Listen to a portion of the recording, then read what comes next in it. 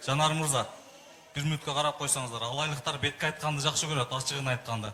Мен бүгүн жеке маселе менен дагы, коомдук маселе менен дагы айтам. Айыбыңыздарды дагы айтам. Бирок тура түшүнүү менен кабыл алыңыздар. Жанар мырза, сиз мурунку мэрдин мэриянын кызматкерлерин кандай чуркаттуу иштеткен видео роликтерден көрүп жүрөсүздөр, Азыр сиз келгенден бери бизге расслабухка кармап калышты. Турусу. Элдин ушунча көйгөйү айтылып атканы ошол жетекчилердин чуркабай кызмат кылбай атканын белгиси ал. Ушул боюнча тактап туруп, архитектура менен барыңарды сүйлөшүп, бул акебиздин жазган арыздарын алып туруп мага кирсеңер, анан ошол жерден бир жардамдын жолун карайлы сизге. Анан сиз айткандай биздин службалар, вице-мэрлер кээде түнкү саат 3-кө чейин иштеп атышат.